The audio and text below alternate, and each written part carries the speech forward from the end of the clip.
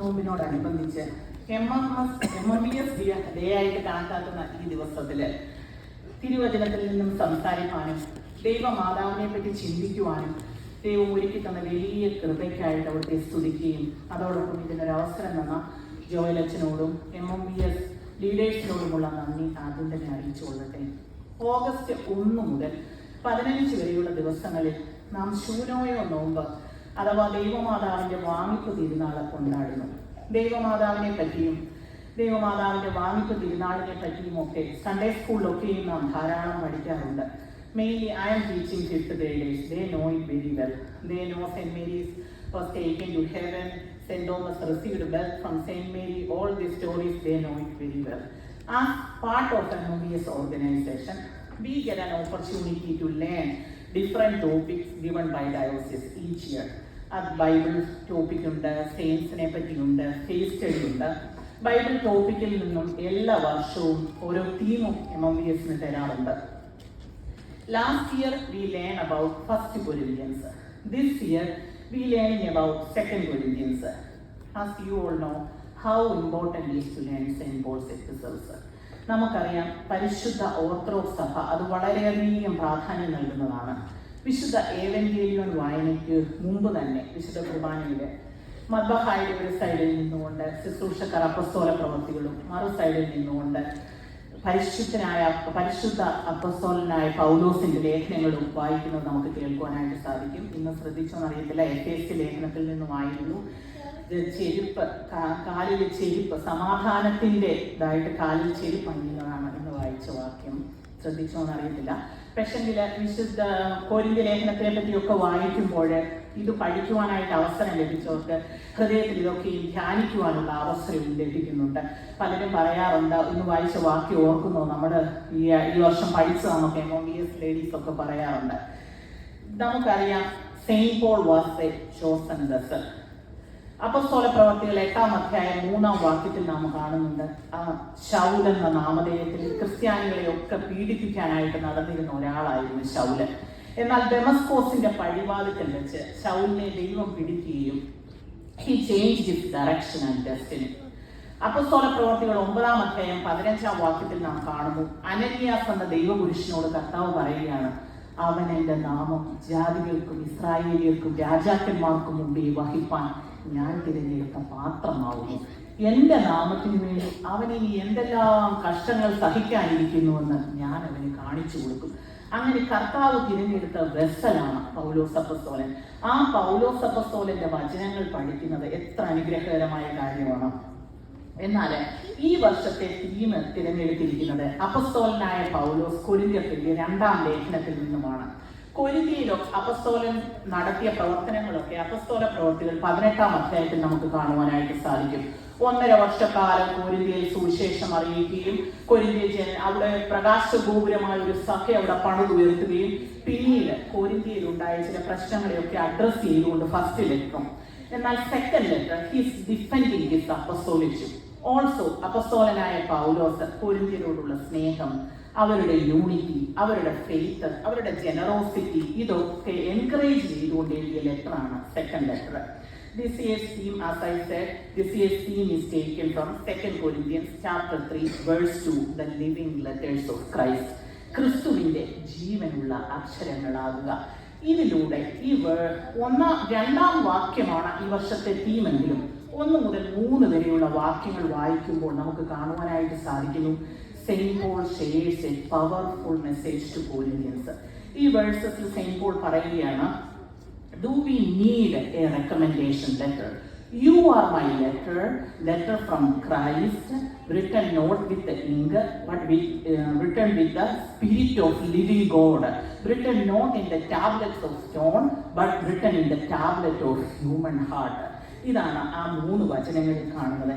ഈ 3 വചനങ്ങളിലൂടെ അപ്പസ്തോലനായ പൗലോസ് നമ്മെ ഒരു ലെറ്റർ പരിചയപ്പെടുത്തുകയാണ്. മഷി കൊണ്ടല്ല, ദൈവത്തിന്റെ ആത്മാവിനാൽ എഴുതിയതും കൽപ്പലകയിലല്ല, ഹൃദയം എന്ന മാംസപലകയിലും എഴുതിയ ഒരു ലെറ്റർ. നമുക്ക് എല്ലാവർക്കും അറിയാം, what is recommendation letter. As a priest, he gave recommendation letter to members. We gave recommendation letter to our kids, co-workers, employees, right? But in the first century, people rely on the letter from accreditable sources to introduce a stranger or authenticate their identity. അന്ന് ഈ ഐഫോണും വാട്സപ്പും ഇൻസ്റ്റഗ്രാമും ടിക്ടോക്കും ഒന്നും ഇല്ലായിരുന്ന കാലത്ത്. പക്ഷെ ഇന്ന് അതൊക്കെ ഉണ്ടെങ്കിലും we know what recommendation letter is. Recommendation letter നമ്മൾ വിശുദ്ധ കുർബാനയിൽ കേൾക്കാറുണ്ട്. ഏവൻഗേലിയോണിന് മുമ്പേ നമ്മൾ പാടുന്നു പൗലോസ്ലീഹ ധന്യൻ ചൊൽകട്ടെ എന്ന സോങ്. തങ്ങൾ അറിയിച്ചതിനെതിരായിട്ട് ദൂത് അറിയിക്കുന്നവർക്ക് ശാപമേൽക്കുമെന്ന് അവിടെ പറയുന്നു. തങ്ങൾ അറിയിച്ചതിനെതിരായിട്ടുള്ള ദൂതല്ല, ഇത് യഥാർത്ഥ അപ്പസ്തോലന്മാരാണ് ഈ ദൂത് അറിയിക്കാൻ എത്തുന്നത് എന്ന് അറിയിച്ചുകൊണ്ട് അവർക്ക് കൊടുത്തു വിട്ടിരുന്ന ലെറ്ററാണ് ഈ recommendation letter. A false prophet or apostle could travel city to city. They could easily say, Saint Paul sent me. In order to avoid that problem, they give a recommendation letter to Christians as they travel. അതിന് ഉദാഹരണത്തിന് നമുക്ക് കാണുവാനായിട്ട് സാധിക്കും. അപ്പസ്തോല പ്രവൃത്തിയിൽ 18-ാം അധ്യായം 23-ാം വാക്യത്തിൽ അപ്പല്ലോസ് എന്ന് പറയുന്ന ഒരാളിനെ റെക്കമെൻഡേഷൻ ലെറ്റർ കൊടുത്തു വിട്ടതായിട്ട് കാണിക്കുന്നു. പൗലോസ് അപ്പസ്തോലന്റെ ലേഖനങ്ങളിൽ തന്നെ റോമാ ലേഖനം 16-ാം അധ്യായം 1 മുതൽ 3 വരെയുള്ള വാക്യങ്ങളിൽ കാണുന്നു ഫേബ എന്ന് പറയുന്ന ആളിനെ റെക്കമെൻഡേഷൻ ലെറ്റർ കൊടുത്തു വിട്ടതായിട്ട്. 1 Corinthians chapter 16 verse 3 says, സമ്മതമുള്ളവരെ യെരുശലേമിലേക്ക് ലെറ്റർ കൊടുത്തു വിട്ട് അയച്ചു എന്ന്. ഈ വേഴ്സസിലൂടെ Paul is describing about his letter. He doesn't need such a letter because കോരിന്ത്യർ സ്വീകരിച്ച സുവിശേഷവും കോരിന്ത്യർ ജീവിക്കുന്ന ജീവിതവും പൗലോസ് അപ്പോസ്തലന്റെ റെക്കമെൻഡേഷൻ ലെറ്ററാണ്. They are his reputation. നമുക്കറിയാം ഇവിടെ ഗ്രാജുവേറ്റീസ് ഒക്കെ കോളേജിലോട്ടും ഡിഫറെൻറ്റ് സ്റ്റേറ്റിലോട്ടും ഒക്കെ ഡിഫറെൻറ്റ് കമ്മ്യൂണിറ്റിയിലോട്ടും ഒക്കെ പോകുമ്പോൾ നമ്മൾ അവർ ഉപദേശം കൊടുക്കാറുണ്ട്. സൺഡേ സ്കൂളിൽ പഠിപ്പിച്ച മൂല്യങ്ങൾ, നിങ്ങൾ ഈ ചർച്ചിൽ നിന്ന് പഠിച്ച മൂല്യങ്ങളൊക്കെ നിങ്ങൾ എപ്പോഴും ഓർത്തുകൊള്ളണം. Because your action reflects our church reputation, right? അവരെവിടെയെങ്കിലും ചെന്ന് അവർ നല്ലത് കാണിച്ചാലും ചീത്ത കാണിച്ചാലും ആൾക്കാർ എന്താ പറയുന്നത്? They are from saint Gregorios of province, right? So let's like that. പിന്നീട് പൗലോസ് അപ്പോസ്തലൻ explaining about the particularities of this letter. This letter is not written with the ink, but with the Spirit of living God. It's not written in a tablets of stone, but it is written in the tablets of human heart. അവരുടെ ജീവിതം പൗലോസ് അപ്പോസ്തലന്റെ സാക്ഷ്യമാണ്. He trained them to be the public witness. അങ്ങനായി തീരുവാനാണ് പൗലോസ് അപ്പോസ്തലൻ അവരെ train ചെയ്തിരിക്കുന്നത്. അവരുടെ ജീവിതത്തിലേക്ക് നോക്കി മറ്റുള്ളവർ ക്രിസ്തുവിനെ കാണണം. അവർ മറ്റുള്ളവരോട് ഇടപെടുന്നത്, അവരുടെ ജനറോസിറ്റി, യൂണിറ്റി, ഫെയ്ത്ത് എല്ലാം നോക്കുമ്പോൾ അവരെ കൂടെ ക്രിസ്തുവിനെ കാണുവാനായിട്ട് സാധിക്കത്തക്ക രീതിയിലാണ് പൗലോസ് ലീഹ അവിടെ ഒരുക്കിയിരിക്കുന്നത്. ഇവിടെ ഇരമ്യാ പ്രവചനം 31-ാം അധ്യായം 31 മുതൽ 33 വരെയുള്ള വാക്യങ്ങൾ സാധ്യമാവുകയാണ്. The new law. അവിടെ ദൈവം പറയുകയാണ്, ഞാൻ എൻ്റെ ന്യായപ്രമാണം അവരുടെ ഉള്ളിലാക്കി അവരുടെ ഹൃദയങ്ങളിൽ എഴുതും. ഞാൻ അവർക്ക് ദൈവവും അവർ എനിക്ക് ജനവുമാകും.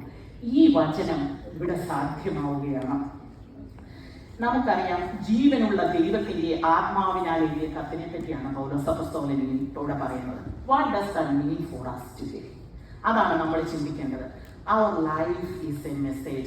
You are called to be the living letters of Christ. ക്രിസ്തുവിന്റെ കത്തുകളാകുവാൻ വിളിക്കപ്പെട്ടവരാണ് നാം ഓരോരുത്തരും. കൊരിന്ത്യ ലേഖനമല്ല ബൈബിളിലെ വചനങ്ങളൊക്കെ കാണുമ്പോൾ നമ്മൾ 2025 വർഷം മുമ്പ് എഴുതിയ കാര്യങ്ങളാണ്. നമ്മൾക്കൊന്നും റെലവൻ്റായിട്ടുള്ള കാര്യങ്ങളല്ലെന്ന് വിചാരിക്കും. പക്ഷെ അല്ല, we are called to be the living letters of Christ.